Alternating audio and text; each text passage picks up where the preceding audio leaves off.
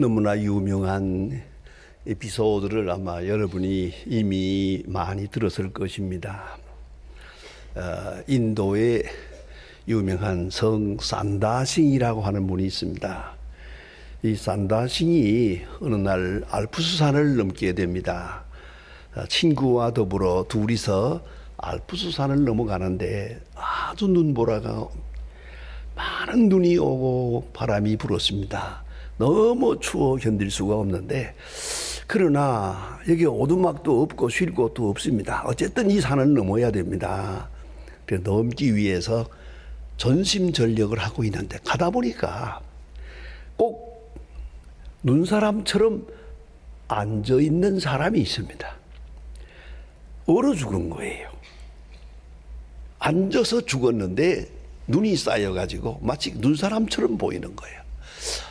이걸 어떡할까 하는데, 산다싱은 이 사람을 우리가 업고 갑시다. 그러니까 이 친구는 우리도 살까 죽을까 모르겠는데 아직은 어려운데 누굴 업고 데리고 갑니까? 이 높은 산을 올라가는데 나는 싫습니다. 그래 혼자 가버렸어요. 그 산다싱은 할 수 없이 이 눈사람같이 꼿꼿이 얼어 죽은 사람을 등에 업었습니다. 업고 힘을 써서 올라가다 보니 땀이 납니다. 아주 숨을 몰아쉬면서 땀을 내다 보니까 몸이 더워져서 등에 앉은 사람도 뜨뜻하게 돼가지고 죽은 사람이 살아났습니다. 이렇게 해서 이제 고맙다고 서로 얘기를 하면서 다시 올라가고 있는데, 가다 보니까 또 하나 얼어 죽은 사람이 있어요. 바로 아까 저만 살겠다고 먼저 가던 사람, 그 사람은 얼어 죽었습니다. 여러분, 이 간단한 에피소드에서 우리는 많이 생각을 하게 합니다. 나만 살겠다고 그러면 나도 죽어요. 남을 살리겠다고 할 때 저도 살고 나도 사는 거예요. 이 이치를 잊어서는 안 됩니다. 가끔 북한에 갔을 때 그분들이 조금 친해지면 그런 얘기를 합니다. 우리 형편이 열악하고 어려운데 왜 이렇게 우리를 도우려고 애쓰십니까? 무슨 이유 때문에? 그런 얘기를 합니다. 때로는 극단적인 얘기도 합니다. 목사님의 아버지가 목사님 눈앞에서 총살당했다면서요. 우리 기록에서 그걸 보는데 그럼에도 불구하고 이렇게 우리를 도우러 와서 이렇게 백방으로 애를 쓰는데 그 이유가 뭡니까? 그거 물어봅니다. 전 길게 대답할 사이가 아닙니다. 전 간단히 말합니다. 내가 당신들을 살린다든가 돕는다고 생각하지 말라고. 절대 그런 거 아니라고. 내가 살기 위해서 온 거예요. 당신들이 살아야 우리도 삽니다. 우리 형제된 당신들이 어려움을 당하면 우리 절대 평안할 수 없습니다. 여러분, 우리가 누구를 돕는다고 할 때 내가 누구를 돕는다, 적선을 한다, 공로를 쌓는다, 선행을 한다, 건방진 생각하지 마세요. 그저 내가 할 도리를 다할 뿐더러 어쩌면 내가 살기 위해서 저를 살려야 하고, 저를 살려야 나도 사니까 말입니다. 장바니의 유명한 사람, 즉 인간 되기라고 하는 책이 있습니다. 그 책 속에서 인간의 becoming human, 사람이 사람 되는 성장이란 어떻게 이루어지느냐? 동행에서 이루어진다. 이 관계라고 하는 것은 존재 이전의 것입니다. 나라는 존재가 있기 전에 관계가 먼저 있었어요. 아버지 어머니가 계셔서 내가 있고 그분들의 사랑을 받아서 내가 있는 겁니다. 내가 있고 저들이 있는 게 아닙니다. 부모님이 계셔서 내가 있는 거 아닙니까? 이 관계는 내가 알거나 모르거나 믿거나 말거나 본질적으로 존재하는 겁니다. 그런 거로 이 관계를 바로 하지 않고는 나라는 존재가 있을 수 없다는 걸 잊지 말아야 합니다. 바른 관계, 바른 동행의 관계를 할 때 비로소 힘도 생기고 지혜도 생기고 능력도 생기고 겸손도 알고 그리고 인격도 바로 세워갈 수 있다 하는 말씀입니다. 오늘 성경 말씀은 여러분이 너무나 잘 아는 말씀입니다. 그러나 또 한 번 생각해야 하겠습니다. 여기에 사마리아 사람의 얘기가 나옵니다. 굿 서머리탄, 유명한 얘기 아닙니까? 선한 사마리아 사람, 선한 사마리아 사람. 그러니까 하나 이런 대명사가 되었습니다. 그런데 이 이야기의 흐름은 이렇습니다. 문맥은 25절에 보면 어떤 젊은 율법사가 나와서 예수님께 어떻게 하면 영생을 얻겠습니까? 라고 물어봅니다. 그래 예수님께서 그에게 네가 어떻게 율법을 배웠느냐? 이 사람이 대답하기를 하나님을 사랑하고 이웃을 내 몸과 같이 사랑하라 하셨습니다. 그렇게 알고 있습니다. 예수님 말씀하기를 잘 배웠다, 잘 알았다, 그대로 하라. 그러면 살 것이다. 거기서 이웃을 내 몸과 같이란 말이 나오니까 이 율법사가 묘한 질문을 합니다. 누가 내 이웃입니까? 누가 내 이웃입니까? 라고 물어봅니다. 그때 예수님께서 이웃이 누군가를 설명하기 위해서 선한 사마리아 사람에 대한 이야기, 이 이야기를 한 겁니다. 여러분 한 번 더 뒤쳐 생각해 보십시오. 이건 꾸며낸 얘기가 아닙니다. 예수님은 정보에 밝았다고 생각합니다. 예수님은 돌아가는 사건에 대해서도 많이 알고 계셨습니다. 여러분 간단히 생각해 보세요. 이 이야기가 사실이 아니고 예수님이 비유로 꾸며낸 이야기라고 한다면 예수님은 이 비유를 말씀하시고 맞아 죽어도 할 말이 없습니다. 왜? 제사장을 모독했거든. 신성한 제사장을 모독했잖아요. 생각해 보세요. 이 불안당 맞은 사람이 누워 있었는데 제사장이 비껴 지나가고 레위 사람도 비껴 지나가고 당신들이 멸시하는 사마리아 사람이 저 사람을 돌보아 주었다. 자, 이 말을 하고 살아남을 수 있습니까? 그야말로 존엄을 모독한 겁니다. 안 그렇습니까? 꼭 무슨 얘기 같습니까? 바꾸고 이렇게 말하면 어떻습니까?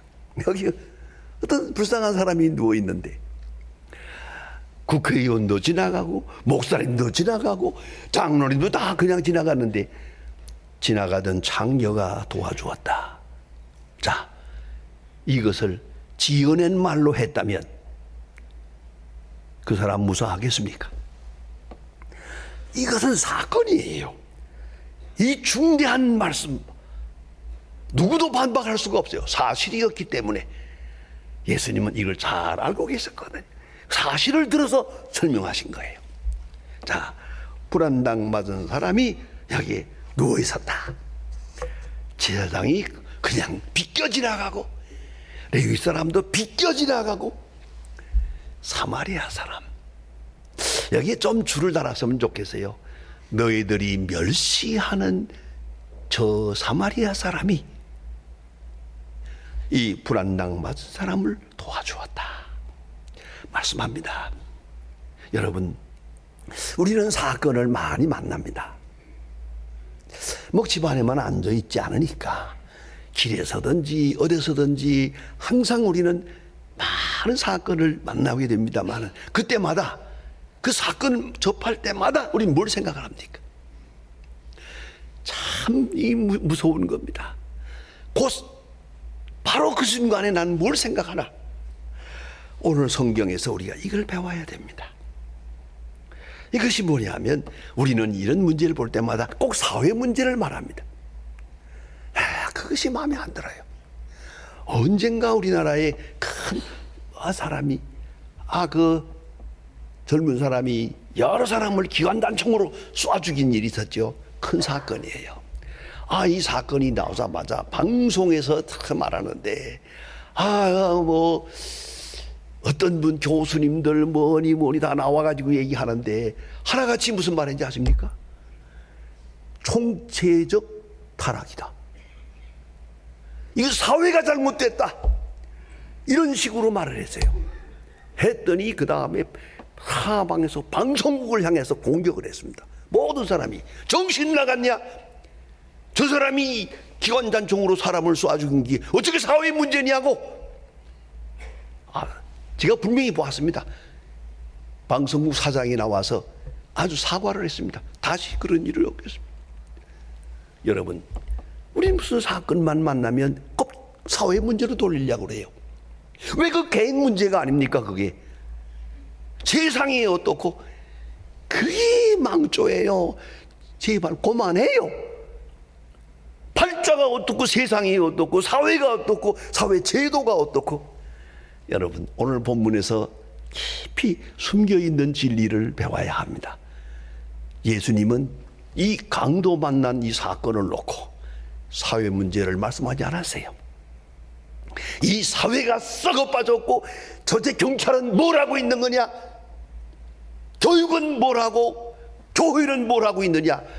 이렇게 말씀하지 않았어요. 이 사건 하나만을 말합니다. 이 사람을 불쌍히 여겼느냐? 그것뿐이야. 그렇다면 구도 문제로, 세상 문제로, 사회 문제로, 심지어는 부모를 탓하고, 아니로시다. 가장 중요한 문제는 모든 책임은 내가 지는 겁니다. 이것이 근본적인 문제입니다. 근데 오늘 순간에 이 사건 앞에서 손익계산을 할 때가 있거든요. 무슨 생각인고 하니, 이 사람을 내가 돕다가는 내가 어떻게 될까? 이 사람을 돕다가는 내가 어떻게 될까? 이 생각하면 이거 할 수 없죠. 근데 뭘 생각해야 되느냐? 이 사람을 내가 지금 돕지 않으면 이 사람이 어떻게 될까? 죽죠. 그때만이 도울 수 있는 거예요. 우리가 생각할 때마다 언제나 순서가, 프라이오리티가 있거든요. 순서를 생각하는데, 가만히 보면 첫째 나, 둘째 이웃, 그 다음에 하나님. 이건 잘못된 거예요. 첫째, 그리스도인들은 첫째가 하나님, 두 번째가 이웃, 세 번째가 나예요. 모든 일에서 말입니다.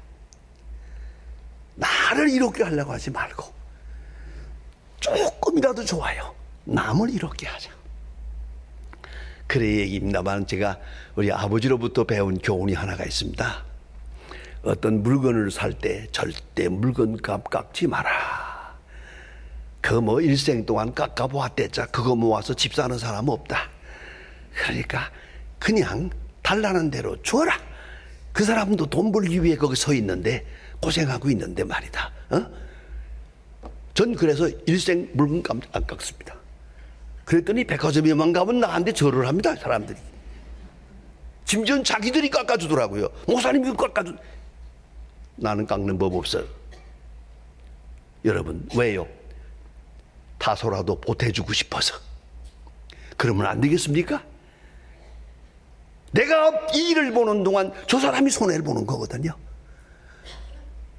내가 손해보면 저 사람은 이 일을 보는 거래요. 그거 그게 많은 것도 아닌데. 여러분, 그래야 미안합니다, 오래 살아요. 박박 깎으면 제명에 못 살아요. 이걸 잊지 말아야 돼요. 그런데 언제든지 이웃을 먼저 생각해요. 저분을 생각해야죠. 자, 그래서 내가 저 사람을 돕지 않으면 저 사람이 어떻게 될까 하는 순간 도울 수밖에 없어요. 근데 특별히 중요한 것은 제사장과 레위 사람들은 왜 비껴 지나갔는가? 그 사람들은 자기 할 일을 생각한 거예요. 나를 먼저 생각했어요. 저 죽어가는 사람 어차피 죽을 거고, 나는 제사장의 직분을 감당해야 돼.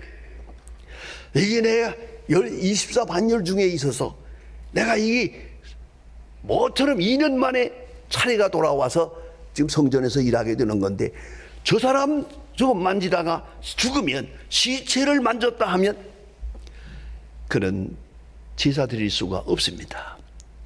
내 소중한 일이 앞에 있으니까 저런 죽어가는 사람 돌아볼 수 없다. 그래서 거룩한 일을 위해서 성전으로 가버린 거예요. 레위 사람 마찬가지예요.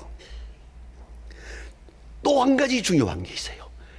여기 강도가 지금 저렇게 했으니 이 강도가 이 언저리에 있을 거란 말이야. 저 사람을 물건을 빼앗은 사람이 내 물건도 빼앗을 거 아니에요. 이 사람 돕느라고 어정어정 하다가는 또 강도 만날 수도 있어요, 내가. 그런 거로 작은 일이나 큰 일이나 큰 희생이 아니고는 도울 수가 없는 거예요. 절대 도울 수가 없어요. 그래, 이렇게 해서 이제 돕게 됩니다. 선한 사마리아 사람은 또 어떠냐? 이 사람은 사실 특별합니다. 왜냐하면 사마리아 사람하고 유대 사람은 관계가 나쁘거든요. 유대 사람이 사마리아 사람을 천대해요. 얼마나 천대하는지 그 땅을 지나가질 않아요. 밟고 지나가지 않아요. 더럽다고. 멀리 돌아가더라도 사마리아 사람의 마을을 지나가질 않습니다. 이렇게 상종하지 않고 멸시해요. 한마디로 말하면 사마리아 사람은 멸시받는 사람이에요. 지금 멸시받는 사람인데 자기를 멸시하던 유대인이 여기 누워 있어요. 이제 그 순간 나는 사마리아요, 당신은 유대인이요, 이 생각을 하면 도울 수 없어요.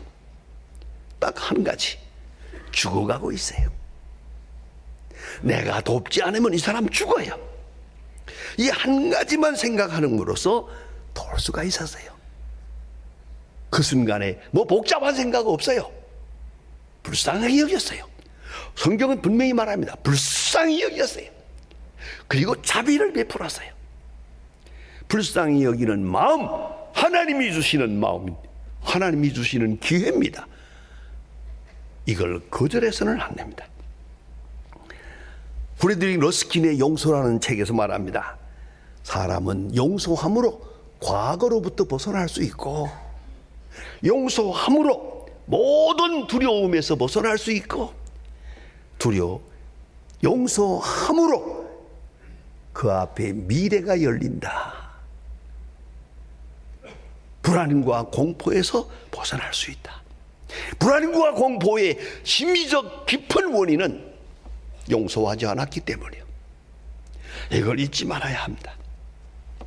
그래, 이 섬하는 사마리아 사람이 불쌍히 여겨서 도와줄 뿐더러 그 여관에다 갖다가 두고 도와주고 또 자기 볼일을 위해서 가면서 다음에 올 때 내가 부비를 다 더 주겠습니다. 책임을 지는 거예요.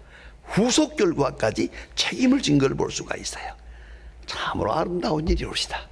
선한 사마리아 사람. 그런데 특별한 것은 그의 이름이 없습니다. 요새 홍수가 났습니다마는 그 옛날에 중국에 홍수가 나는데 중국 가서 선교하던 선교사가 떠내려갔어요. 아예 죽게 됐는데 원 젊은이가 하나 밧줄을 던져주어서 살았어요. 생명의 은인 아닙니까? 너무 고마워가지고 청년 고마워요, 고마워요. 내가 일생 동안 은혜를 입지 않겠는데 이름을 말해달라고 그랬어요. 이 청년이 예수 믿는 청년이에요. 훌쩍 일어서면서 하는 말이, 성경에 선한 사마리아 사람의 이름이 있습니까? 끝! 하고 가버렸어요. 그 말이 너무 마음에 들어요. 선한 사마리아 사람은 이름이 없어. 우리는 뭘 조그만 걸 가지고 이름을 나타내려고 하기 때문에 그 선함이 다 망가지고 마는 거예요. 정말 이름도 없이 빛도 없이. 왜 우리 부름받아 나서님은 찬송가에 있잖아요. 이름도 없이 빛도 없이. 거의 3절에 나오는데요. 어떤 사람은 그건 안 부른대요. 딱 그래. 나는 이름 없이 빛 없이는 안 된다. 야, 내가 무슨 일을 했으면 이름도 있어야지, 빛도 있어야지. 여러분, 그냥 잊어버리면 안 되겠습니까? 그래야 선한 일이란 말입니다. 잠언 25장 21절에 보면 내 원수가 배고파하거든 먹이라. 잠언 24장 17절에 내 원수가 넘어질 때에 즐거워하지 마라. 로마서 12장 20절에 내 원수가 줄이거든 먹이고 목마르거든 마시우라. 여러분, 아주 중요합니다. 원수가 내 앞에 있습니다. 그냥 맞으면 죽습니다. 그렇다고 기회가 왔다고 생각하면 안 됩니다. 손 안 대고 원수 갚는다고 생각해서는 안 됩니다. 즐거워해서도 안 됩니다. 원수를 목마르거든 마시우고 배고프거든 먹이라. 그의 책임을 우리가 져야 합니다. 아주 중요한 말입니다. 이런 재미있는 우화가 있습니다.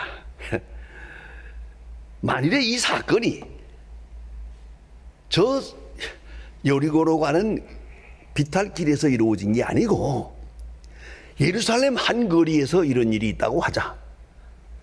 그러면 바리새 교인이 그냥 지나갔겠냐? 제사장이 그냥 지나갔겠냐? 아마 그랬을 겁니다. 물러서라. 이런 것은 내가 하는 거라. 이름을 내기 위해서. 저 골짜기에서 된 일이기 때문에 제사장과 레위 사람은 그냥 지나간 것이에요. 이름도 없이 빛도 없이 온전한 궁율, 온전한 사랑. 아주 귀한 것이거든요. 제가 부끄러운 얘기를 하나 하겠습니다. 제가 목회하는 가운데서 참 길지도 해요. 한 30년 동안 저를 만나는 분이 한 분 있어요. 이분이 조금 이 정신이 약간 갔어요. 그래서 직장도 없고 30년 동안을 늘 찾아와서 뭘 좀 도와달라고 그러면 그래서 형편 다른 데로 도와주었어요. 30년 동안. 그리고 내가 목회할 때도 어떻게 잘하는지 내가 어느 교회 가서 설교하면 거기 딱 나타나요. 어떤 때는 지방에 가서 부흥하는데도 거기 딱 나타나요. 그래서 만날 때마다 그저 이렇게 도와주는데 지금 영락교회에서 하는 금요일 날 7시마다 하는 그 고넬료회 성경 공부 시간이 있습니다. 제가 그 33년 동안을 인도하고 있습니다. 그런데 그 모임에 갈 때마다 예배 마치고 딱 나오면은 문 앞에 딱 서 있거든요. 그러면 도와줬어요. 이걸 몇 번 했더니 거기에 있는 그 안내하는 분들이 이거 목사님 괴롭힌다고 이분들이 가까이 못 오게 했어요. 그러니까 안 보여요. 그 대신에 내가 지하실에서 차를 가지고 이렇게 올라오면 그 마지막에 올라오는 거기 딱 서 있어요. 그러다가 목사님 아주 반갑게 그래서 내가 그러면 줬어요. 다소라도 이렇게 줬는데 그래서 뭐 미안합니다만 그래서 보통 그저 한 10,000원씩 이렇게 줬는데 어느 날은 딱 만나더니 목사님 오늘은 좀 더 주세요. 왜? 내가 오늘 병원에 가야 되거든요. 조금 병이 좀 좋지 않은 것 같은데 조금 더 주시면 좋겠어요. 그래 보니까 있어요. 그래서 10만 원을 줬어요. 그래서 조금 더 주세요. 20만 원을 줬어요. 좀 더 주세요. 없는데 했더니 알았어요. 고맙습니다. 갔어요. 다시는 안 나타나요. 죽었어요. 제가 차를 몰고 매주일 금요일 날 아침에 그 자리에 올라올 때마다 그 사람의 얼굴이 보여요. 내가 왜 이 사람을 데리고 병원에 가지 않았던가? 돈 몇 푼 주고 끝내 말이 안 되지. 어디 아파? 그래 내 차를 타. 그리고 병원에 한 번 모시고 가지 않았나? 정말 후회스럽습니다. 이 세상에서 가장 어려운 고통이 뭔지 아십니까? 세상 떠날 때 이렇게 생각해요. 좀 더 베풀 걸. 좀 더 베풀 걸. 그것이 마지막 후회예요. 마지막 고통입니다. 정말 제가 매주일 겪습니다. 거기서 주차장에서 딱 올라올 때만 거기 서 있던 자리가 눈에 보입니다. 여러분, 선한 일은 기회입니다. 선한 일을 하는 사람에게는 은총입니다. 이런 기회를 주어서 나는 주는 자가 되고 저는 받는 자가 되고, 이거 굉장하지 않습니까? 저는 북한에 갈 때마다 행복해. 왜? 나는 주는 자가 되고 저는 받는 자가 됐잖아요. 이게 보통 축복입니까? 이게 줄 수 있다는 거 기회예요. 은총입니다. 아주 중요합니다.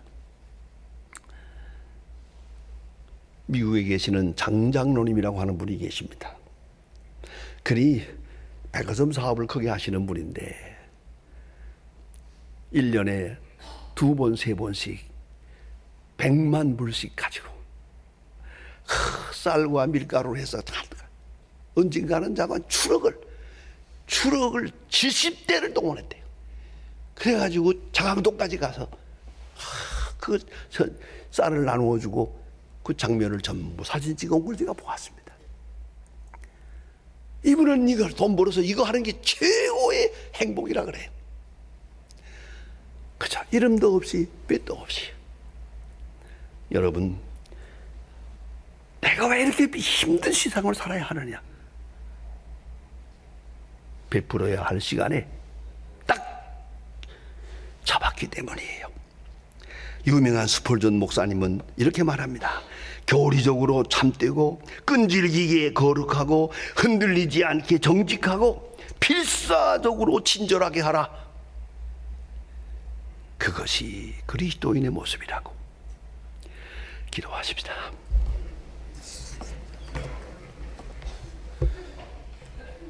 하나님 아버지, 오늘도 주의 인도함을 받아 저희들이 나왔습니다.